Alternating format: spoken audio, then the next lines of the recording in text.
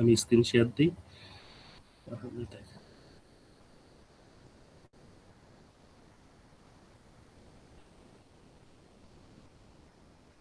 আমার স্ক্রিন কি দেখা যাচ্ছে? আচ্ছা, তো আমরা একজন স্টুডেন্ট এখন জিজ্ঞাসা করলো আসলে এই দুইটার মধ্যে পার্থক্যটা বোঝানোর জন্য। এই দুইটার মধ্যে পার্থক্যটা বুঝলে সেম কনসেপ্ট তোমার সাপ্লাইতে কাজে লাগবে। তুমি যদি ডিমান্ড পার্টটা যদি কভার করো, একদম সেম টু সেম কনসেপ্ট হচ্ছে সাপ্লাইতে, এক্সট্রা করে খুব বেশি পড়তে হবে না। তো এই জন্য ডিমান্ড যে পার্টটা সেটা বোঝা গুরুত্বপূর্ণ। আচ্ছা, যাই হোক,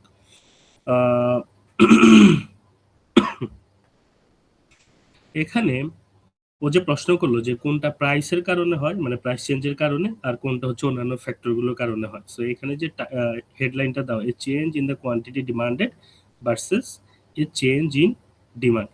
আচ্ছা রাজাউল, এই ক্লাসটা কি রেকর্ড হচ্ছে?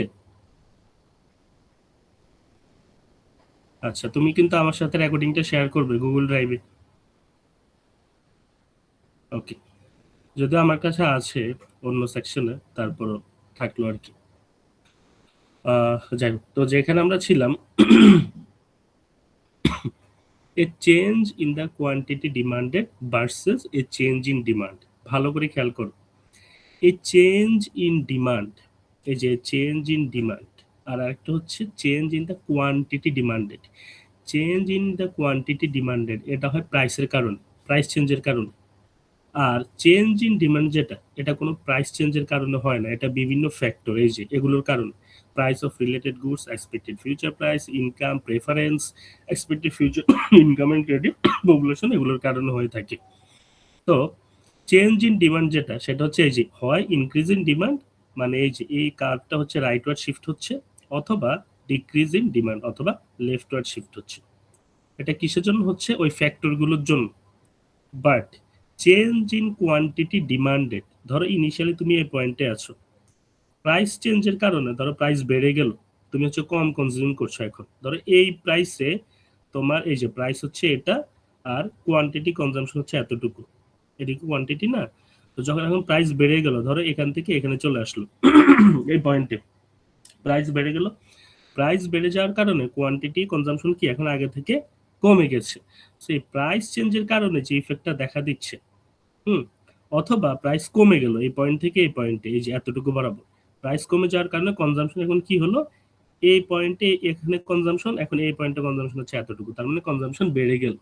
তো যার ফলে অর্থাৎ প্রাইস চেঞ্জের কারণে কনজাম্পশন বেড়ে যাচ্ছে, মানে প্রাইস বেড়ে যাওয়ার কারণে কনজাম্পশন কমে যাচ্ছে, অথবা প্রাইস কমে যাওয়ার কারণে কনজাম্পশন বেড়ে যাচ্ছে। এটাকে বলা হয় মুভমেন্ট অ্যালং দ্য কার্ভ। অর্থাৎ আমি এই পয়েন্ট থেকে হয় উপরে যাচ্ছি, না হয় নিচে যাচ্ছি। এই মুভমেন্ট অ্যালং দ্য কার্ভ যখন হয়ে থাকে, এটাকে বলা হয় change in the quantity demanded. Change in the quantity demanded. আর যখন ওই ফ্যাক্টরগুলোর কারণে কার্ভটা হচ্ছে ডানে কিংবা বামে শিফট করে, তখন সেটাকে বলা হয় চেঞ্জ ইন ডিমান্ড। আইদার সেটা ইনক্রিজ অর সেটা ডিক্রিজ। আমি কি বোঝাতে পেরেছি? জি স্যার। ঠিক আছে। তুমি কি রাহাত, রাইট? জি স্যার। ওকে, আচ্ছা। সো এটাই movement along the demand curve, shift of the demand curve. একটাকে বলা হয় মুভমেন্ট, আর একটাকে বলা হয় শিফট, রাইটওয়ার্ড শিফট অথবা লেফটওয়ার্ড শিফট। এবং এটা বোঝা খুবই গুরুত্বপূর্ণ। স্টুডেন্টরা এটার মধ্যে কনফিউশন লাগাই ফেলে যে আসলে কোনটা মুভমেন্ট কোনটা শিফট। শিফট হচ্ছে কি ডানে বামে, আর মুভমেন্ট হচ্ছে কি হয় উপরে যাচ্ছে, না হয় নিচে যাচ্ছে, একই কার্ভ। আচ্ছা, supply. So supply, if a firm supplies a good or service, the firm has the resource and technology to produce it. মানে সাপ্লাই তো তখনই হবে যখন একটা ফার্মের কোন একটা প্রোডাক্ট প্রডিউস করার জন্য তার এনাফ রিসোর্স এবং টেকনোলজি রয়েছে, অথবা সে মানে ক্যান প্রফিট ফ্রম প্রডিউসিং, সে এটা প্রডিউস করার উদ্দেশ্য হচ্ছে সেখানে কি প্রফিট করা, অথবা plans to produce it and sell it, সে প্ল্যান করছে, সে চিন্তা ভাবনা করছে, পরিকল্পনা করছে এটা প্রডিউস করবে এবং হচ্ছে সেল করবে। অর্থাৎ কোন একটা গুডস এবং সার্ভিসেস এর মধ্যে এই ক্যারেক্টারিস্টিক্স গুলো থাকলে সেটাকে বলা হয় সাপ্লাই। এবং quantity supply, same as quantity demanded.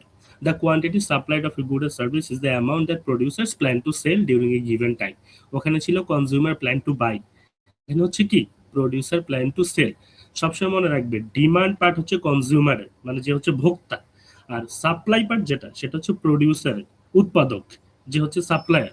So quantity supplied মানে হচ্ছে কি, যে একজন সাপ্লায়ার বা একজন প্রডিউসার সে কতটুকু পরিকল্পনা করছে সেল করার, plan to sell during a given time period at a particular price, and quantity supplied is not necessarily the same amount as the quantity actually sold.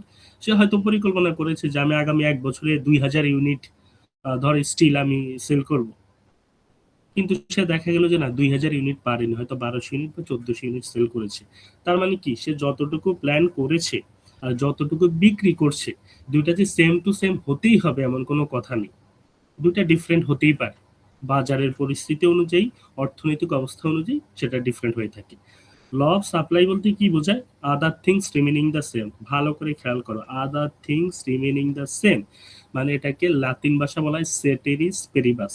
সেটেরিস পেরিবাস কথা হচ্ছে আদার থিংস রিমেনিং দ্য সেম কেন বলা হচ্ছে?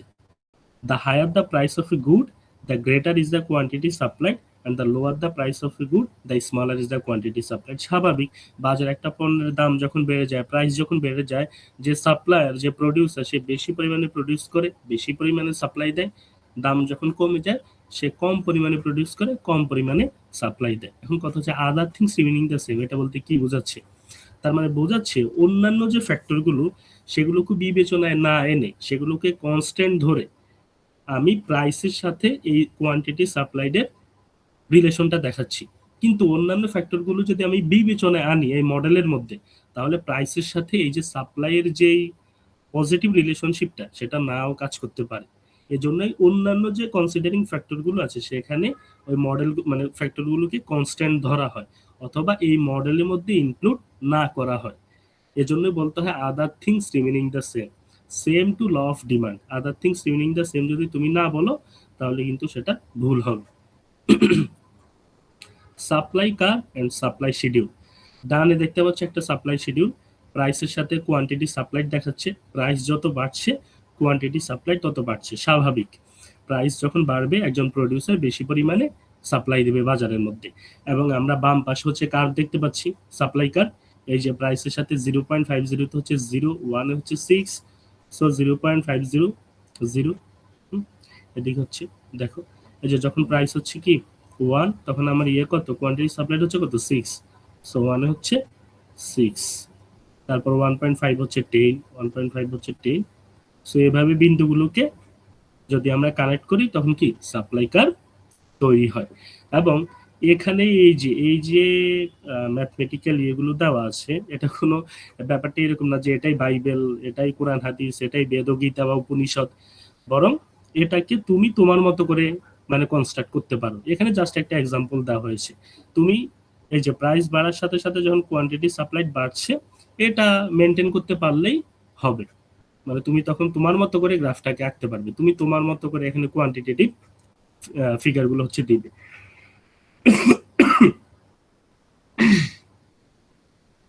So এই ঠান্ডার সমস্যা এখনো যাচ্ছে না, কন্টিনিউয়াস ওষুধ খাচ্ছি, বাট মাথা ব্যথা ঠান্ডা যেহেতু সময় লাগবে মনে হচ্ছে। আর আমার অ্যালার্জির প্রবলেম আছে তো, সো যার ফলে জিনিসগুলোতে সময় লাগে। আচ্ছা আমরা কন্টিনিউ করি। সো চেঞ্জ ইন সাপ্লাই, একই কথা। দেখো প্রাইসের কিন্তু পরিবর্তন নাই এখানে, যেমন 0.5, 1, 1.5, 2, 2.5,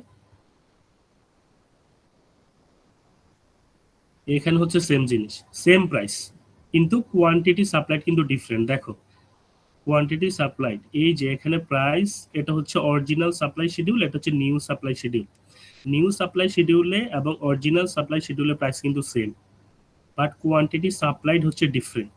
তার মানে কিছু একটা তো আছে বা কোনো জিনিস তো আছে যে প্রাইসের পরিবর্তন না হয়েও কোয়ান্টিটি সাপ্লাইডে পরিবর্তন হচ্ছে কিছু জিনিসের কারণ। এখন সেই কিছু জিনিসটা কি সেটাই হচ্ছে আমরা দেখবো। So when any factor that influences selling plan changes, মানে এই যে সেলিং প্ল্যান বা কোয়ান্টিটি সাপ্লাই চেঞ্জ করছে, other than the price of the good, there is a change in supply. এই যে এই জন্য আমরা এই মডেলে বলেছিলাম,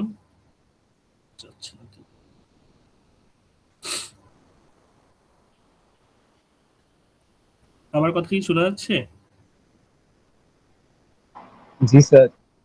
আ- আমার ক্যানভা দেখি হ্যাং করলো, কাজ করছে না, একটু ওয়েট করো তো।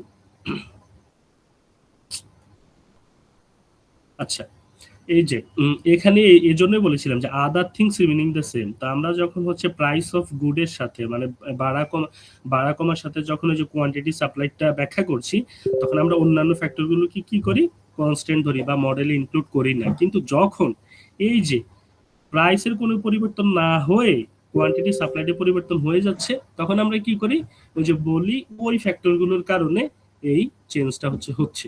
এই যে দেখো, এটা হচ্ছে অরিজিনাল সাপ্লাই শিডিউল মানে সাপ্লাই কার্ভ, এটা হচ্ছে নিউ সাপ্লাই কার্ভ। কারণ কি এখানে সাপ্লাই কি হচ্ছে, বেড়ে যাচ্ছে। এখানে ছিল 0, এখানে 7, এখানে 6, এখানে 15, এখানে 10, এখানে 20, এখানে 30, এখানে 25, এখানে 15, এখানে 27। সো কোনো কিছু তো আছে যেটার কারণে প্রাইসের চেঞ্জ না হয়েও এই কোয়ান্টিটি সাপ্লাইটা চেঞ্জ হচ্ছে। তাহলে সেই ফ্যাক্টরগুলো কি, the price of factors of production. অর্থাৎ পণ্য তৈরি করতে কোনো একটা গুডস এবং সার্ভিসেস তৈরি করতে যেই ফ্যাক্টরগুলো দরকার সেগুলোকে বলা হয় ফ্যাক্টরস অফ প্রোডাকশন। এখন সেটা কি হতে পারে, ল্যান্ড হতে পারে, লেবার হতে পারে, ক্যাপিটাল হতে পারে, অর্গানাইজেশন হতে পারে। অর্থাৎ দেখা যাচ্ছে যে কোনো একটা ল্যান্ডের মধ্যে সে ফ্যাক্টরি স্থাপন করলো, এখন হঠাৎ করে সেই ল্যান্ডের ভাড়া হচ্ছে মানে রেন্ট হচ্ছে বেড়ে গেল। ধর আগে ছিল 2 লক্ষ টাকা মাসে, এখন হচ্ছে 3 লক্ষ টাকা। সো তাকে কিন্তু পণ্যের দাম কিন্তু বাড়াই দিতে হবে। বা হচ্ছে সে এখন যখন পণ্যের দাম বেড়ে যাবে বাজারে, তখন সে আরো বেশি পরিমাণে সাপ্লাই দিবে। কেমন? So the price of factors of প্রোডাকশনে কিন্তু ম্যাটার করে। The price of related goods, ওই যে ধরো চা এবং কফি একটা একটার সাথে রিলেটেড গুডস। এখন ধরো বাজারে কফির দাম প্রচুর পরিমাণে বেড়ে গেল কোন একটা কারণ, মানুষ এখন কফি থেকে চায়ের দিকে সুইচ করা শুরু করলো।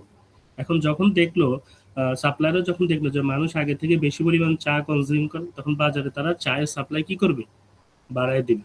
এক্সপেক্টেড ফিউচার প্রাইস, সাপ্লায়াররা যদি মনে করে, প্রডিউসাররা যদি মনে করে আজকে সয়াবিন তেল 130 টাকা লিটার, বাট 5 দিন পর সেটা 140 টাকা হয়ে যেতে পারে, মানে তারা অ্যাজিউম করছে এরকম, প্রেডিক্ট করছে যে এরকম হতে পারে, তখন তারা আগে থেকে বাজারে সাপ্লাই বাড়ায় দিবে যাতে সে বেশি পরিমাণে প্রফিট করতে পারে। তারপর দ্য নাম্বার অফ সাপ্লায়ার্স, বাজারে যখন সাপ্লাই বেড়ে যায় তখন স্বাভাবিকভাবে সাপ্লাই অ্যামাউন্টও কি হয়ে যায়, বেড়ে যায়। টেকনোলজি, আগে দেখা যেত হয়তো পুরোনো মেশিন দিয়ে সে ঘন্টায় 100 ইউনিট, সে ধরো কি বলবো, ধরো 100 ইউনিট সে মাউস, কম্পিউটারের যে মাউস সে হচ্ছে ধরো প্রডিউস করতে পারতো 1 ঘন্টায়। কিন্তু এখন নিউ টেকনোলজি আসার কারণে, অ্যাডভান্স টেকনোলজি আসার কারণে সেটা হয়তো 140 ইউনিটে গিয়ে পৌঁছানো। সো অ্যাডভান্স টেকনোলজির কারণে সাপ্লাই কি বেড়ে যায়। The state of nature, state of nature এখানে নেচার মানে প্রকৃতি না, মানে গাছগাছালি প্রকৃতি না, বাট আমি কোনো ছবি পাচ্ছিলাম না, এই জন্য এখানে ব্ল্যাঙ্ক দিলে খারাপ দেখা যাচ্ছে, এই জন্য জাস্ট নেচারের সাথে রিলেট করে একটা ছবি দিলাম। দি স্টেট অফ নেচার মানে হচ্ছে রাষ্ট্রের প্রকৃতি বা রাষ্ট্রের ধরন কি, সে কি সবসময় চায় যে বাজারের মধ্যে এনাফ সাপ্লাই থাকুক, বাজারের মধ্যে এক্সেসিভ সাপ্লাই থাকুক বা কম থাকুক। তখন গভর্নমেন্টের ইচ্ছা অনুযায়ী বা রাষ্ট্রের প্রকৃতি অনুযায়ী বাজারে বেশি পরিমাণে সাপ্লাই বা কম পরিমাণে সাপ্লাই থাকে। সো সেম জিনিস, change in the quantity supply versus change in supply. So this is হচ্ছে movement. So movement along the supply, এটা কিসের জন্য হচ্ছে, প্রাইস চেঞ্জের কারণে। আর increase in supply decrease in supply কেন হচ্ছে, ওই ফ্যাক্টরগুলোর কারণে। ফ্যাক্টরগুলোর কারণে হতে পারে বাজারে সাপ্লাই বেড়ে গেছে অথবা হচ্ছে কমে গেছে। এই যে দেখো, ধরো the price of factors of production, ধরো আমার ভাড়া ছিল আগে 2 লক্ষ, এখন হচ্ছে ধরো 1.5 লক্ষ টাকা। সো আমি সাপ্লাই কমাই দিব বাজারে, আমার যেহেতু প্রোডাক্টের প্রাইসও কম। বাট এটা তো নর্মালি হয় না, স্বাভাবিকভাবে ইকোনমিতে সবকিছু বাড়তে থাকে, রেইজিং। এর জন্য বলা হয় যে ইনফ্লেশন ইজ এ নেসেসারি বিল, মানে ইনফ্লেশন হচ্ছে দরকার। 2% ইনফ্লেশনকে ইকোনমিস্টরা মোটামুটি একটা আইডিয়াল ইনফ্লেশন রেট হিসেবে হচ্ছে দেখে। আচ্ছা, তো আমি কি মানে এই যে এতক্ষণ যতটুকু পড়লাম, এতটুকু কি আমি বোঝাতে পেরেছি বা কারো কোনো সমস্যা আছে কি? না স্যার, স্যার এইসব জ্ঞান অর্জন করে তো স্যার আমাদের দেশের ব্যবসায়ীগুলো অসাধু হচ্ছে স্যার। এই যে যেমন তারা জানে যে এই জিনিসটা স্টক করে রাখলে 2 দিন পরে এটার দাম বাড়বে, তারা স্যার এইগুলা বাজারে সাপ্লাই না দিয়ে তারা এটা স্টক করে রাখে, 2 দিন পরে এটার দাম রাইট, বাড়বে তারা তখন একটা এটা। আর্টিফিশিয়াল ক্রাইসিস তৈরি করে বাজারের মধ্যে, আর্টিফিশিয়াল ক্রাইসিস। জি স্যার। অন্য কারো কোনো প্রশ্ন আছে কিনা, বা আমি যতটুকু পড়ালাম তোমরা কি বুঝতে পেরেছো কিনা? কোনো সমস্যা হলে এখনই বলো, লজার কিছু নেই।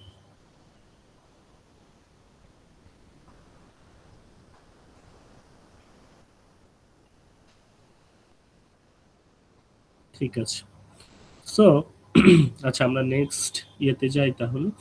এই যে movement along the supply curve, shift of the supply curve একই জিনিস। সো ইলাস্টিসিটি, আমরা এখন ইলাস্টিসিটি নিয়ে কথা বলবো। সো কেউ আমাকে বলো যে ইলাস্টিসিটি ওয়ার্ডটা শুনলে প্রথমে আমাদের মাথায় কি আসে?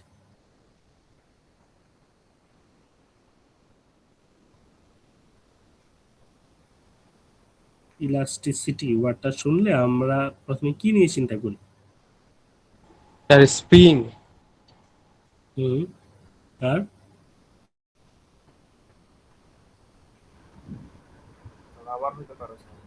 হ্যাঁ রাবার, হ্যাঁ রাবার নর্মাল, হ্যাঁ ওরকম কিছু, ওগুলো তো ফিজিক্সের কনসেপ্ট। আচ্ছা যাক, আমি ইজি করে বলি, সেটা হচ্ছে ইলাস্টিসিটি ওয়ার্ডটা শুনলে আমরা প্রথমে মাথা হচ্ছে ইলাস্টিক, ইলাস্টিক ব্যান্ড। আমরা রাবার, কেউ একজন রাবারের কথা বলেছে, আমরা হচ্ছে এই যে এভাবে কি টেনে আবার ছেড়ে দিলে কি আগের জায়গায় চলে আসে। এটা হচ্ছে কি, আমি যতদূর মনে পড়ে, আমি তো সায়েন্স ব্যাকগ্রাউন্ডে, সো ইন্টারমিডিয়েটে যখন ফিজিক্স পড়ছিলাম সেখানে ইলাস্টিসিটির কিন্তু বিশাল কিছু টপিক বা হচ্ছে চ্যাপ্টার আছে স্থিতিস্থাপকতার উপরে। যাই হোক, তো ইকোনমিক্সে ইলাস্টিসিটি আসলে কি মেজার করে? এই যে আমরা যখন বলছি যে আদার থিংস রিমেনিং দ্য কনস্ট্যান্ট, কোনো একটা প্রোডাক্ট বা হচ্ছে মানে গুডস বা সার্ভিসেসের যখন হচ্ছে প্রাইস বেড়ে যায় তখন বাজারে সাপ্লাই বেড়ে যায়, অথবা প্রাইস কমে গেলে বাজারে সাপ্লাই কমে যায়, অথবা প্রাইস বেড়ে গেলে ডিমান্ড কমে যায়, মানে কোয়ান্টিটি ডিমান্ডেড কমে যায়, অথবা প্রাইস কমে গেলে কোয়ান্টিটি ডিমান্ডেড বেড়ে যায়। আমরা তো বুঝতে পারছি হ্যাঁ এটার কারণে এটা হয়, কিন্তু ইলাস্টিসিটি মেজার করে কতটুকু হয়, ঠিক সেন্সিটিভিটিটা কি রকম। এই যে পণ্যের দাম বেড়ে যাওয়ার কারণে একজন সাপ্লায়ার বাজারে সাপ্লাই বাড়িয়ে দিল, কতটুকু বাড়ালো সেটার সেন্সিটিভিটি কি রকম, সেটাই মেজার করে হচ্ছে elasticity. So in economics elasticity usually refers to how strongly the quantity demanded or supplied reacts to a change in price, income or the price of related goods. So elasticity হচ্ছে সাধারণত চার প্রকার: price elasticity of demand, price elasticity of supply, income elasticity, cross elasticity. So price elasticity of demand কি করে? ডিমান্ডের সাপেক্ষে, মানে price চেঞ্জের কারণে ডিমান্ডে কোয়ান্টিটি ডিমান্ডে কি ধরনের চেঞ্জ হয় সেটা হচ্ছে দেখায়। প্রাইস চেঞ্জের কারণে কোয়ান্টিটি সাপ্লাইডে কি ধরনের পরিবর্তন হয় সেটা প্রাইস ইলাস্টিসিটি অফ সাপ্লাই দেখায়। ইনকাম ইলাস্টিসিটি কি দেখায়? ইনকাম যখন চেঞ্জ হয়, একজন মানুষের কোয়ান্টিটি ডিমান্ডে কি ধরনের চেঞ্জ আসে সেটা হচ্ছে, সরি নট কোয়ান্টিটি ডিমান্ডের ডিমান্ড, ভালো করে খেয়াল করবে, একটা কোয়ান্টিটি ডিমান্ড এবং ডিমান্ড দুটো কিন্তু দুই জিনিস। যখন আমি প্রাইসের কথা আনবো তখন আসবে কোয়ান্টিটি ডিমান্ড, আর other things without the price সেটা হচ্ছে ডিমান্ড বা change in demand. So cross elasticity কি দেখায়? How demand for one good changes when the price of another good changes, অর্থাৎ অন্য একটা পণ্যের প্রাইসে চেঞ্জের কারণে এই পণ্য, ধরো অন্য আরেকটা পণ্যের কি ধরনের পরিবর্তন আসে সেটা হচ্ছে দেখায়। আমরা সামনে বিস্তারিত দেখব। So calculating the price elasticity of demand, price elasticity of demand কি দেখায়? Percentage change in quantity demanded by percentage change in price. অর্থাৎ কোনো একটা প্রোডাক্টের প্রাইসের চেঞ্জের ফলে সেটার কোয়ান্টিটি ডিমান্ডেডে কি ধরনের পরিবর্তন আসছে সেটা প্রাইস ইলাস্টিসিটি অফ ডিমান্ড দেখায়। ভালো করে খেয়াল করো, in the numerator there is percentage, percentage in the denominator there is also percentage. So কেউ যদি পার্সেন্টেজ ওয়ার্ডটা বাদ দেয় তাহলে তার কিন্তু ম্যাথই পুরোপুরি ভুল বা হচ্ছে কনসেপ্টটাই ভুল। সো পার্সেন্টেজ, ভালো করে খেয়াল করো, percentage change in quantity demanded by percentage change in price. আচ্ছা, আমরা ছোটখাটো একটা ম্যাথ দেখি যে আসলে প্রাইস ইলাস্টিসিটি অফ ডিমান্ড কিভাবে মেজার করা হয়। So to calculate a percentage, যা প্রথমে আমরা দেখি যে পার্সেন্টেজটা আসলে কি। So we divide the change in quantity demanded by initial quantity demanded. স্বাভাবিক যখন আমরা পার্সেন্টেজ মেজার করি আমাকে হচ্ছে চেঞ্জটা মেজার করতে হয়, ডেল এর মানটা হচ্ছে মেজার করতে হয়, আর নিচে হচ্ছে যে ইনিশিয়াল কোয়ান্টিটি বা ইনিশিয়াল যে ভ্যালুটা থাকে সেটা হচ্ছে আমরা সাধারণত দিয়ে থাকি। So if price rises from 50 to 70, ভালো করে খেয়াল করো, কোন একটা প্রোডাক্টের প্রাইস $50 থেকে $70 হলো, so we divide change, so 50 থেকে 70, চেঞ্জটা কত? 20, সো 20/50 মানে ডেল বা চেঞ্জ, চেঞ্জ বাই ইনিশিয়াল, 20/50 সমান 0.4। এটাকে আমরা পার্সেন্টেজে নিব কারণ আমাদের যেহেতু পার্সেন্টেজ কনসেপ্ট আছে এখানে, সো এটা হচ্ছে 40%। আচ্ছা, প্রাইস ইলাস্টিসিটি অফ ডিমান্ডটা আমরা একটু দেখি।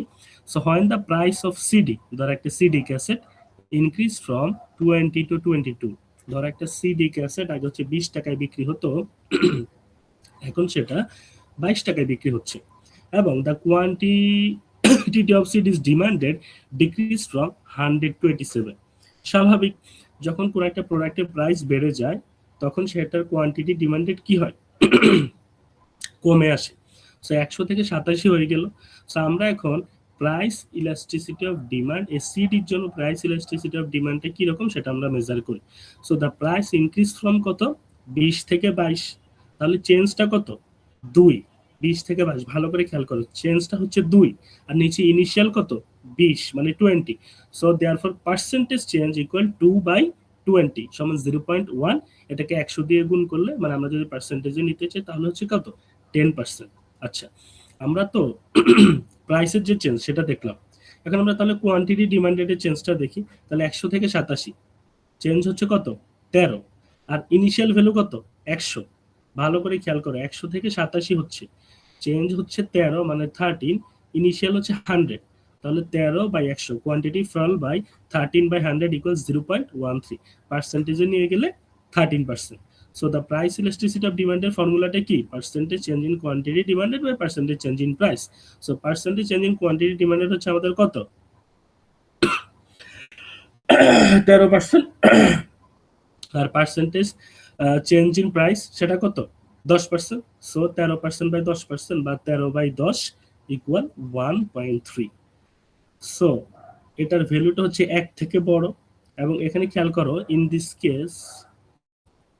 in this case demand is price elastic, therefore demand is elastic. Elastic demand occurs when percentage change in quantity is greater than, এই যে আমি এখানে দেখতে একটু wait, মানে যখন তোমার ওই ভ্যালুটা, মানে ইলাস্টিসিটির যে ভ্যালুটা সেটা যদি 1 চেয়ে বড় হয় তাহলে এটাকে বলা হয় ইলাস্টিক। এবং এই ক্ষেত্রে যেহেতু প্রাইস ইলাস্টিসিটি অফ ডিমান্ড আমরা মেজার করছি, সো এটাকে বলা হয় যে ডিমান্ডটা হচ্ছে ইলাস্টিক, প্রাইস ইলাস্টিক। আমি কি বুঝাতে পেরেছি?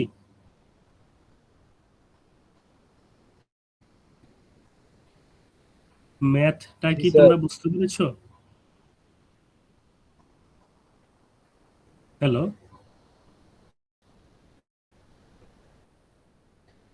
বাকিরা বলো। জি স্যার। জি স্যার। আমি বুঝতে পারছি না, ক্যানভা হ্যাং করছে কেন কতক্ষণ পর পর, গতকাল আমি ক্লাস নিলাম কোনো কিছু হলো না।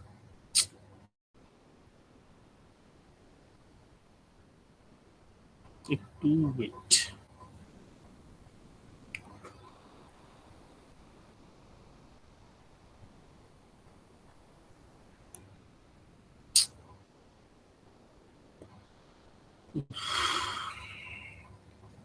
সো আমার প্রাইস ইলাস্টিসিটি অফ ডিমান্ড যেটা সেটা হচ্ছে কি 1 এর চেয়ে বড়, সো যার ফলে এটাকে বলা হবে কি ইলাস্টিক। ইলাস্টিক। কারো যদি কোনো প্রশ্ন থাকে, বুঝতে অসুবিধা হয়, এখনই বলো যে স্যার আমি এখানে বুঝিনি।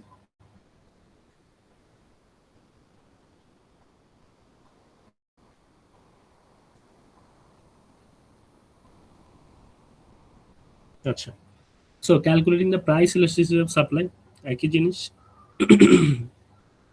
প্রাইস ইলাস্টিসিটি অফ সাপ্লাই কি মেজার করে, রেসপন্সিভনেস, যে আমার প্রাইসের চেঞ্জের ফলে কোয়ান্টিটি সাপ্লাইটি কি ধরনের চেঞ্জ এসেছে সেটা হচ্ছে মেজার করে। এবং ইলাস্টিসিটি, মানে প্রাইস ইলাস্টিসিটি অফ সাপ্লাই যে ফর্মুলা সেটা হচ্ছে percentage change in quantity supplied, ওখানে ছিল ডিমান্ড, এখানে হচ্ছে supply, quantity supplied by percentage change in price. আবার হ্যাং করলো, গড।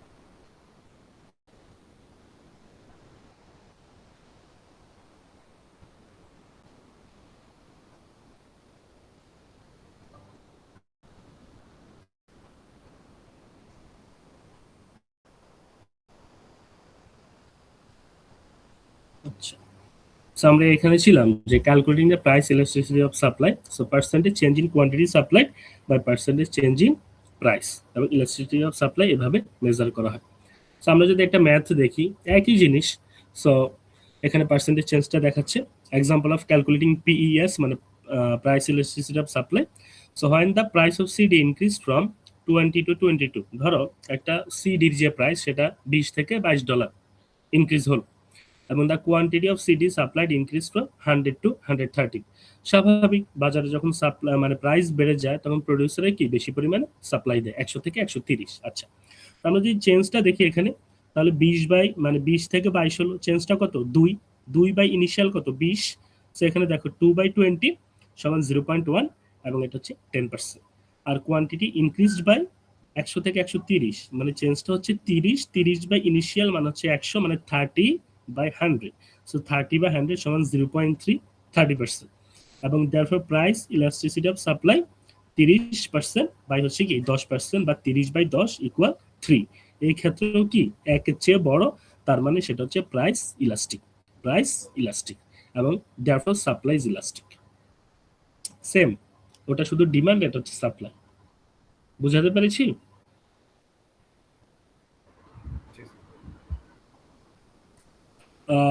মানে তোমাদের কি বুঝতে অসুবিধা হচ্ছে? মানে ক্লাস এরকম নীরব কেন?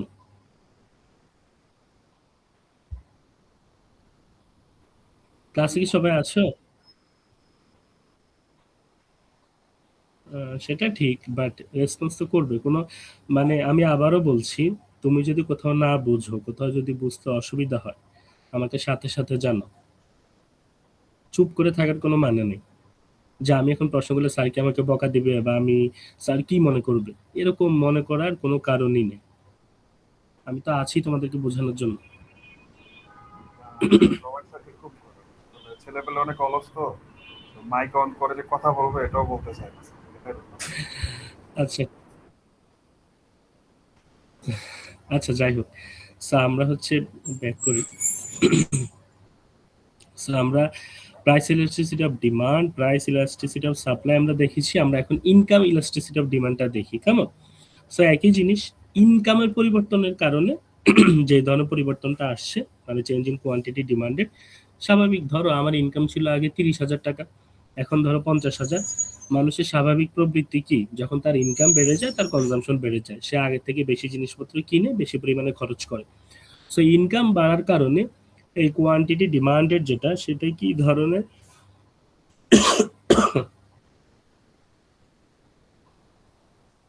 পরিবর্তন আসলো, সেটাই হচ্ছে ইনকাম ইলাস্টিসিটি অফ ডিমান্ড হচ্ছে মেজার করে।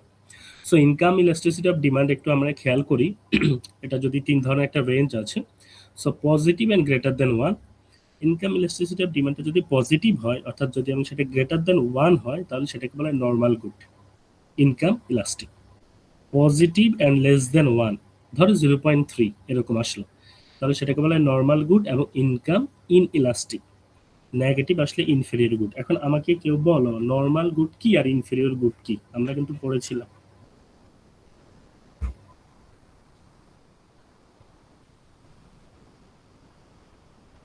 What is normal good and what is inferior good? Sir কালকে তো পড়াইছিলেন কিন্তু মাথায় আসতেছে না স্যার। মাথায় না আসার কি আছে, সহজ কনসেপ্ট। মানে স্যার মনে হচ্ছে না স্যার, কিন্তু কালকে পড়াইছিলেন স্যার, এতটুকু মনে আছে। আচ্ছা, অন্য কেউ বলো।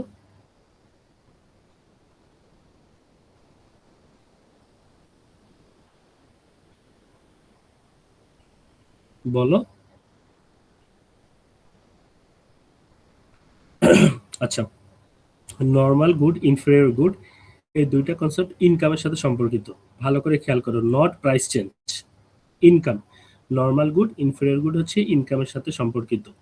ধরো আমার মাসিক ইনকাম এখন হচ্ছে 70,000 টাকা। তো 70,000 টাকার কারণে আমি ধরো আমার একটা তো কনজাম্পশন বাস্কেট আছে আমার, যে আমি মাসে এই প্রোডাক্টগুলো আমি খরচ করবো, এই সার্ভিস আমার হচ্ছে লাগে। যখন আমার ইনকাম 70 থেকে 1 লক্ষ টাকা হলো, আমি এখন আগে থেকে ওই সেম প্রোডাক্টগুলো কি বা সেম সার্ভিসটা বেশি পরিমাণে কনজিউম করি।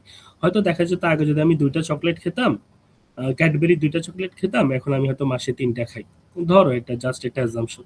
সো ইনকাম বাড়ার ফলে বা ইনকাম কমার ফলে আমি যদি ওই প্রোডাক্টগুলোর কনজাম্পশন যদি বাড়িয়ে দিই অথবা কমিয়ে দিই, ইনকাম বাড়ছে আমি কনজাম্পশন বাড়িয়ে দিচ্ছি, ইনকাম কমছে আমি কনজাম্পশন কমিয়ে দিচ্ছি, সেটাকে বলে নর্মাল গুড। এবং আমাদের বাস্তবিক জীবনে বেশিরভাগ গুডই হচ্ছে নর্মাল গুড, কাজ আমরা সেটা ইনকামের সাথে আমরা এগুলোকে অ্যাডজাস্ট করি। কিন্তু ইনফেরিয়র গুডটা কি? আমার ইনকাম যখন বেড়ে যায় আমি ওই প্রোডাক্টটার বা ওই সার্ভিসটার কনজাম্পশন কমিয়ে দিই, উল্টা কিন্তু নর্মাল গুড হচ্ছে কি বাড়লে বাড়ে কমলে কমে, কিন্তু এখন হচ্ছে ডিফারেন্ট। ইনফেরিয়র গুডটা কি, ধরো ওই যে যেটা বললাম আমার স্যালারি ছিল ধরো আগে 70,000, আমি ধরো হচ্ছে পাবলিক বাসে করে বা পাবলিক ট্রান্সপোর্টে করে অফিসে যেতাম, কিন্তু আমার স্যালারি যখন 1 লক্ষ টাকা হলো, আমি এখন পাঠাও উবার বা হচ্ছে আমি নতুন কোনো একটা সার্ভিস আমি সুইচ করলাম, তার মানে আগের সার্ভিসটা আমি কি করলাম, ড্রপ ডাউন করলাম বা সেটা আমি আর ইউজ করছি না, সেটার কনজাম্পশন আমি কমিয়ে দিলাম। সো এটাকে বলে ইনফেরিয়র গুড। বুঝাতে পেরেছি? জি স্যার। ক্লাসে শুধু একজনই রেসপন্স করে, বাকিরা কোথায়? সরি একজন না, 2-3 জন।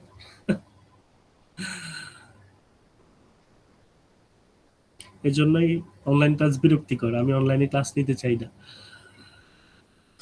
আচ্ছা, আমরা যদি ইনকাম ইলাস্ট্রেটিভ ডিমান্ডের একটা যদি ম্যাপ দেখি, একদম সেম টু সেম ক্যালকুলেশন, কোনো মানে ডিফারেন্স নাই। ধর হচ্ছে একজনের ইনকাম $2,000 ছিল, এখন $2,500, এবং সে আগে মুভি টিকিট কিনতে হচ্ছে 40টা, এখন কিনে হচ্ছে 60টা, মানে সে 20টা হচ্ছে বাড়ালো এবং $500 বাড়ার কারণে আর কি। তো আমরা এখানে যদি দেখি আহ, এই যে চেঞ্জ বাই ইনিশিয়াল মানে 500/2000, 100 দিয়ে গুণ দিয়ে সেটাকে পার্সেন্টেজে নিলে 25%। আর আমরা যদি চেঞ্জ ইন কোয়ান্টিটি ডিমান্ডেড দেখি 40 থেকে 60, মানে হচ্ছে চেঞ্জ হচ্ছে 20 বাই হচ্ছে ইনিশিয়াল মানে হচ্ছে 40, 20/40 পার্সেন্টেজে নিয়ে হচ্ছে 50%। তো আমরা যদি ইনকাম ইলাস্টিসিটি অফ ডিমান্ড যদি মেজার করি, তাহলে দুইটাকে আমরা ভাগ দিব, 50%/25% সমান হচ্ছে 2। এবং ইনকাম ইলাস্টিসিটি অফ ডিমান্ড হচ্ছে 2, এবং এটা যেহেতু একের থেকে বড়, তার মানে কি মুভি টিকিটস আর income elastic good, income elastic good. এবং এটা বলছে this means quantity demanded is more than proportionally responsive to change in income. তার মানে কি, আমার চেঞ্জ ইন, আমার যদি রেজাল্ট যদি 2 হয়, তার মানে কি বোঝাচ্ছে, আমার চেঞ্জ ইন ইনকামের যে রেশিওটা, সেইটা থেকে চেঞ্জ ইন কোয়ান্টিটি ডিমান্ডের যে রেশিও সেটা 2 গুণ বেশি।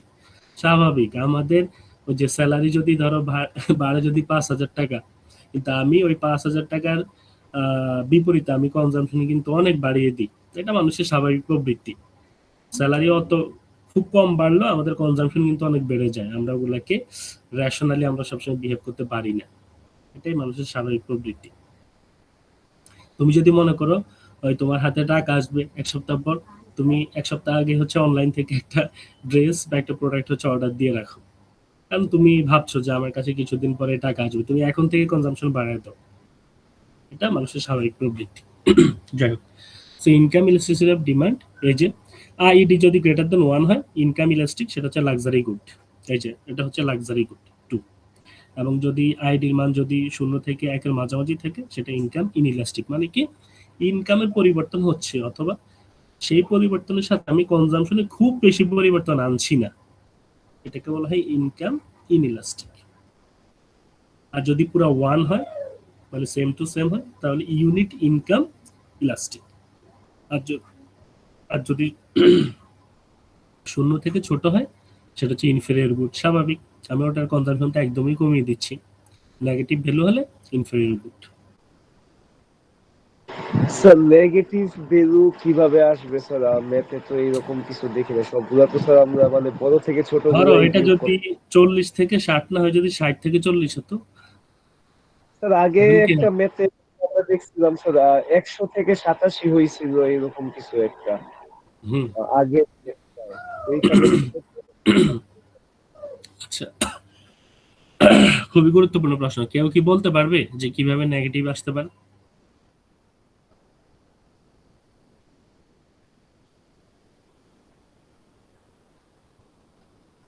রাহাত একটা প্রশ্ন করেছে যে স্যার নেগেটিভ কিভাবে আসবে।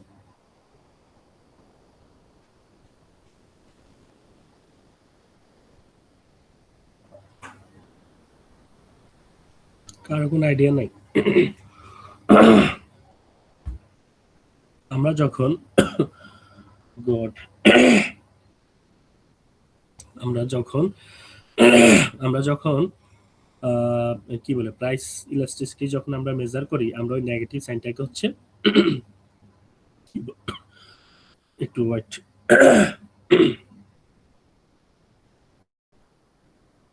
আমরা ওই নেগেটিভ সাইনটাকে হচ্ছে কনসিডারেশনে নেই না, কিন্তু যখন ইনকাম আসে তখন আমরা নেগেটিভ সাইনটাকে কনসিডারেশনে নেই, কারণ ইনকামের সাথে যেহেতু ইনফেরিয়র গুডটা হচ্ছে রিলেটেড, এজন্য আমাদেরকে নেগেটিভ সাইনটা হচ্ছে আমাদের কনসিডারেশনে নিতে হয়। রাহাত, বুঝতে পেরেছো? জি sir. But thanks for asking the question. অন্য কেউ, এটা খুবই ভালো একটা প্রশ্ন হয়েছে, আমি আশা করেছিলাম অন্য কেউ হয়তো করবে, অন্য ব্যাচও আমাকে কেউ করেনি, so thanks for your thinking. আচ্ছা, cross elasticity of demand. So cross elasticity of demand হচ্ছে মেজার করে একটা প্রোডাক্টে মানে প্রাইস চেঞ্জের কারণে আরেকটা প্রোডাক্টের কোয়ান্টিটি, কনজাম্পশন বা ডিমান্ডেড হচ্ছে কি ধরনের পরিবর্তন আসছে। সো প্রাইস মানে percentage change in quantity demanded by percentage change in price of a substitute আর কমপ্লিমেন্ট। সাবস্টিটিউট কি আর কমপ্লিমেন্ট কি স্যার?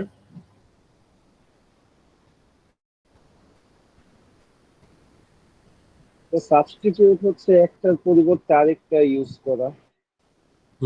কমপ্লিমেন্ট কমপ্লিমেন্ট হচ্ছে স্যার পুরোটা বিপরীত হয়তো বা এরকম। না, আচ্ছা, কমপ্লিট হলো ওইটার সাথে কিছু একটা use করা। হ্যাঁ, সাবস্টিটিউট ওই যে ফুটবলে বলে না সাবস্টিটিউশন, সাবস্টিটিউট মানে হচ্ছে কি পরিবর্তক। আমি একটা প্রোডাক্টের পরিবর্তে আরেকটা প্রোডাক্ট ইউজ করছি, ধরো চা আর কফি, সবচেয়ে বেস্ট এক্সাম্পল মানে সাবস্টিটিউটে। আমরা মোটামুটি চা আর কফিকে কিন্তু মোটামুটি সাবস্টিটিউট হিসেবে ইউজ করি, একটা না খেলে আমরা মোটামুটি আরেকটা খাই, বা একটা দিয়ে আমরা আরেকটা যে কনজাম্পশন সেটা হচ্ছে আমরা মিট করি। তো আর কমপ্লিমেন্ট কি? কমপ্লিমেন্ট হচ্ছে পরিপূরক, একজন আরেকজনের পরিপূরক, একজন ছাড়া আরেকজনের চলে না। সেটা কি হতে পারে? যেমন দুধ চা বানানোর ক্ষেত্রে সেটা হচ্ছে দুধ হতে পারে এবং চা পাতা হতে পারে, একটা ছাড়া আরেকটা মানে আমি দিয়ে চা কিন্তু বানাতে পারবো না, দুধ চায়ের ক্ষেত্রে আর কি। যেমন আমরা এখানে যদি আর একটু ভালো এক্সাম্পল আনি, সাবস্টিটিউট হচ্ছে কি? Substitute goods are products that can replace each other, একটা আরেকটাকে রিপ্লেস করতে পারে। If the price of one good rises demand for other increases. ওই যে বললাম, ধরো কফির দাম প্রচুর পরিমাণে বেড়ে গেল, মানুষ এখন কফি অ্যাফোর্ড করতে পারছে না, যার ফলে সে চায়ের কনজাম্পশন বাড়িয়ে দিল। কেমন? মানে demand for other increases. So এক্সিডি, এক্স মান হচ্ছে cross, so cross elasticity of demand is positive. সাবস্টিটিউটের ক্ষেত্রে ভালো করে মনে রাখবে, সাবস্টিটিউটের ক্ষেত্রে এক্সিডি হচ্ছে পজিটিভ, দুইটা একই দিকে যায়। একটা প্রোডাক্টের প্রাইস অনেক বেড়ে গেলে আরেকটা প্রোডাক্টের কনজাম্পশন বেড়ে যায়, দুইটা যেহেতু একই দিকে এজন্য ভ্যালু হচ্ছে প্লাস মানে পজিটিভ। Tea and coffee. কমপ্লিমেন্টের ক্ষেত্রে কি হয়? একটা প্রোডাক্টের প্রাইস যদি অনেক বেড়ে যায় আরেকটা প্রোডাক্টের ডিমান্ড বা কনজাম্পশন হচ্ছে কমে যায়, সো এই জন্য এখানে cross elasticity of demand complements এর ক্ষেত্রে হচ্ছে negative. Cars and fuel, if car price rises, fewer cars are brought, demand for fuel falls। স্বাভাবিক, যখন কারের দাম বেড়ে যায় মানুষ কম কার কিনে, কম কার মানে হচ্ছে কি ফুয়েলের কম ডিমান্ড, এবং ফুয়েল এবং কার একটা আরেকটার কমপ্লিমেন্ট, কেউ কাউকে ছাড়া চলতে পারে না, বা এটার কোনোটার কোনো ভ্যালু নেই, একটা ছাড়া আরেকটার কোনো ভ্যালু নেই। এবং এখানে ক্রস ইলাস্টিসিটি অফ ডিমান্ড হচ্ছে নেগেটিভ। এক্সাম্পল দেখো, so imagine the price of product B মানে বার্গার increases from 4 to 5। ধরো বার্গারের দাম হচ্ছে $4 থেকে $5 হলো। ইন রেসপন্স এটার ফলে কি হলো? পিজা নামে একটা প্রোডাক্ট, যেটা হচ্ছে প্রোডাক্টে সেটা যে কনজাম্পশন এই যে ইনক্রিজেস ফ্রম 100 to 130 স্লাইসেস, বা সেটার ডিমান্ড হচ্ছে বেড়ে গেল 100 থেকে 130 স্লাইস, আগে ছিল 100, কিন্তু মানুষ এখন বার্গারের দাম বেড়ে যাওয়ার ফলে বলছে যে না আমি আর বার্গার খাবো না, এখন আমি ওটার পরিবর্তে আমি পিৎজা খাবো। তো মানুষ পিৎজাতে হচ্ছে সুইচ করলো, যার ফলে পিৎজার যে ডিমান্ড সেটা বেড়ে গেল। তার মানে এখানে কি হচ্ছে? সাবস্টিটিউট হচ্ছে, এবং আমরা জানি সাবস্টিটিউটের ক্ষেত্রে ইলাস্টিসিটির মান হচ্ছে কি পজিটিভ। তাহলে আমরা দেখি পজিটিভ কিনা। So calculate the percentage change in quantity demanded for pizza. 100 থেকে 130, চেঞ্জটা হচ্ছে 30 বাই ইনিশিয়াল মানে হচ্ছে 100, সো 100 দিয়ে গুণ করলে 30%। আর যদি প্রাইসের চেঞ্জ আমরা দেখি 4 থেকে 5 ইনক্রিজেস ফ্রম 4 to 5, তাহলে চেঞ্জটা হচ্ছে 1 বাই ইনিশিয়াল মানে হচ্ছে 4 ইন্টু 100% ইকুয়াল 25%, সো 30% বাই 25% হচ্ছে 1.2। তার মানে হচ্ছে কি আমার যেহেতু ইয়েটা কি বলে ইলাস্টিসিটির মানটা হচ্ছে পজিটিভ এবং সেটা 1.2, তার মানে আমি কি বলতে পারছি যে পিৎজা এবং হচ্ছে বার্গার হচ্ছে কি সাবস্টিটিউট এবং এটা হচ্ছে নরমাল গুডস, এটা হচ্ছে নরমাল গুডস। আমি কি বোঝাতে পেরেছি? জি স্যার। ঠিক আছে, থ্যাংক ইউ। সো আজকের ক্লাস এতটুকুই। আজকে খুব বেশি আমরা হচ্ছে কি বল ইয়ে করি নাই, বাট নেক্সট যে ক্লাস অর্থাৎ ইউটিলিটির উপর যে ক্লাসটা হবে সেখানে কিন্তু প্রচুর প্রচুর পড়াশোনা, কেমন? ওটা স্লাইডটা অনেক বড়। সো নেক্সট ক্লাসে মাস্ট জয়েন করবে এবং সেটা আই গেস অফলাইনে হবে। সো অফলাইনে হলে আমরা হচ্ছে অফলাইনে পড়বো, বাট আই সেকশন আজকে আমার একটা ক্লাস আছে, ওদের সাথে সেটা অনলাইনে নিতে হবে। বাট আমি সাজেস্ট মানে সবসময় করি যে ক্লাসগুলো হচ্ছে অফলাইনে করা, বিকজ এখানে অনেক কিছু বোঝার আছে। শুধু আসলে স্লাইড বুঝলেই তো হয় না, বইয়ের পড়াগুলো বা বিভিন্ন কনসেপ্টগুলো যখন অফলাইন ক্লাস হয় বা ফিজিক্যাল ক্লাস হয় সেখানে আসলে ইন্টারাকশনটা হয় ভিন্ন লেভেলে। সো ওখানে আসলে আন্ডারস্ট্যান্ডিংটা আরো ডিপ এবং আরো ভালোভাবে হয়তো বোঝা যায়। আজকে যতটুকু পড়েছি সেইটা নিয়ে কিংবা হচ্ছে স্লাইডের প্রথম থেকে কারো কি কোনো প্রশ্ন বা কোনো কিছু জিজ্ঞাসা আছে কি? স্যার পরিপূরকটা আরেকটু বলতেন স্যার, মানে একটা আরেকটার সাথে নেগেটিভ কিভাবে? আচ্ছা, পরিপূরক মানে হচ্ছে কমপ্লিমেন্ট, কেমন বোঝাচ্ছে? আগে কমপ্লিমেন্টের কনসেপ্টটা বুঝুন, সেটা হচ্ছে দুইটা মানে আসলে একটা আরেকটার হচ্ছে কমপ্লিমেন্ট মানে পরিপূরক। ওই যে বলা হয় না যে man and women are complement, কেমন? সো এইখানে কমপ্লিমেন্টটা যেভাবে কাজ করে, সাবস্টিটিউটের ক্ষেত্রে হচ্ছে পজিটিভ, মানে যখন একটা প্রোডাক্টের প্রাইস বেড়ে যায় আরেকটা প্রোডাক্টের কনজাম্পশন হচ্ছে বেড়ে যায়। কফির প্রাইস বেড়ে যাওয়ার কারণে কফির প্রাইস বাড়লো, মানুষ দেখলো যে না সে কফি আর অ্যাফোর্ড করতে পারছে না, তখন সে কি করলো চায়ের মধ্যে সুইচ করলো। মানে এখন মানুষ আগে থেকে বেশি চা কনজিউম করে বা চায়ের ডিমান্ড এখন আগে থেকে বেশি। সো দুইটা যেহেতু সেম দিকে যাচ্ছে, একটা প্রাইস বেড়ে যাচ্ছে আর একটা হচ্ছে কি প্রাইস বাড়ার ফলে সে কনজাম্পশন লেভেল বেড়ে যাচ্ছে, তখন সেটাকে বলা হয় সাবস্টিটিউট। সাবস্টিটিউট মানে পরিবর্তন। আচ্ছা, এবং একটা আরেকটাকে রিপ্লেস করতে পারে, বাট কমপ্লিমেন্টে যেহেতু একটা আরেকটাকে রিপ্লেস করতে পারে না। যেমন ওই যে দুধ চায়ের কথা বললাম, দুধ চা তৈরি করার ক্ষেত্রে তোমার মিল্ক মানে দুধ প্রয়োজন এবং হচ্ছে চা পাতা প্রয়োজন। তো তুমি দুধ না থাকলে শুধু চা পাতা দিয়ে যেরকম তুমি চা বানাতে পারবে না, আবার চা পাতা না থাকলে তুমি শুধু দুধ দিয়ে কি মানে চা বানাতে পারবে না। তার মানে দুইটারই হচ্ছে প্রয়োজন, একটা আরেকটাকে রিপ্লেস করতে পারে না। তো এখানে তখনই সমস্যাটা দেখা দেয়। কি সমস্যা হয়?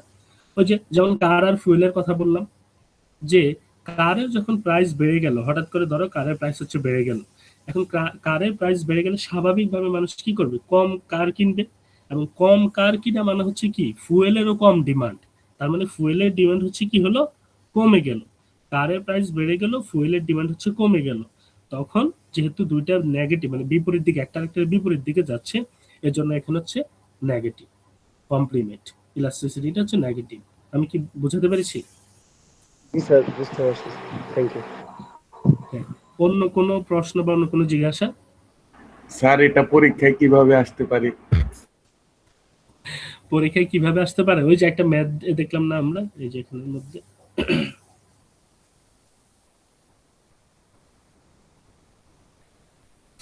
এই যে ধর একটা ম্যাথ দিয়ে বলবে, ধরো এই যে এরকম imagine the price of product B increases from এত টু এত ইন রেসপন্স এত টু এত। তো তুমি হচ্ছে ক্রস ইলাস্টিসিটি অফ ডিমান্ড হচ্ছে মেজার করো এবং tell me the nature of goods, যে ওই গুডস বা হচ্ছে সার্ভিসেস এর নেচার কি। তখন তুমি হচ্ছে মেজার করলে 1.2 ইলাস্টিসিটি, এবং যেহেতু ইলাস্টিসিটি হচ্ছে পজিটিভ এবং সেটা 1.2 তার মানে হচ্ছে ইলাস্টিক, এবং যেহেতু মানে পজিটিভ তার মানে দুইটা গুডস বা দুইটা প্রোডাক্ট বা হচ্ছে সার্ভিস মানে হচ্ছে সাবস্টিটিউট। যদি নেগেটিভ আসে তাহলে কমপ্লিমেন্ট। বুঝতে পেরেছো? হ্যালো? জি স্যার, এরকম ভাবে কি সিনারিও করে কোশ্চেন আসবে? হ্যাঁ, সিনারিও। ইলাস্টিসিটি মানে সিনারিও। Okay sir. ওকে। আর কারো কোনো প্রশ্ন?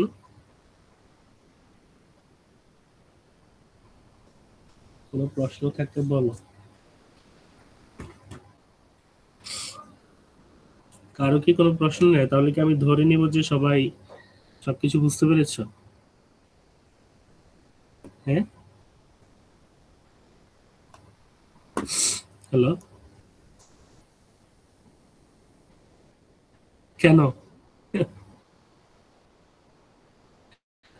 আহ, অ্যাটেন্ডেন্স নেন স্যার, সবাই কথা বলবে। সাজিদুল হায়দার ফাহিম, তুমি কি আছো?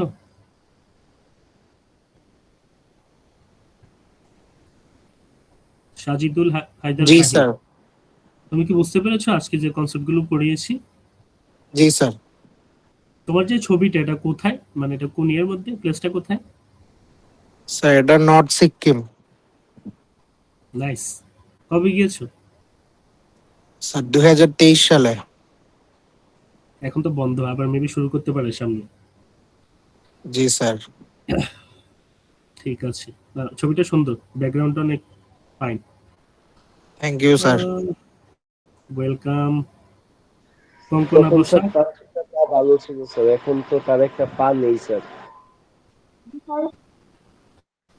আহ, কঙ্কনা বসাক, তুমি কি আছো? জি স্যার আছি।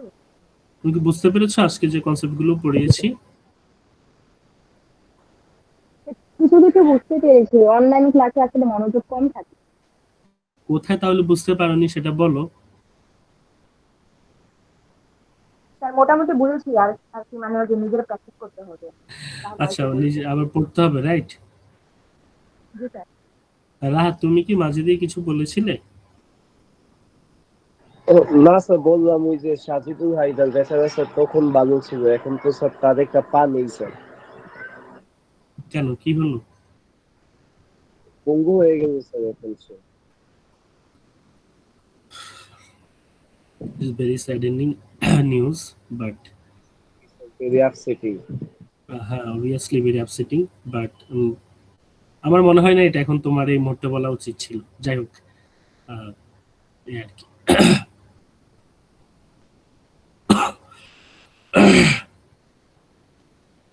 তো ঠিক আছে, আমরা হচ্ছে ক্লাসের যে অ্যাটেন্ডেন্সটা, আমরা একটু অ্যাটেন্ডেন্সের দিকে মুভ করতে পারি। আজকে হচ্ছে 4 তারিখ।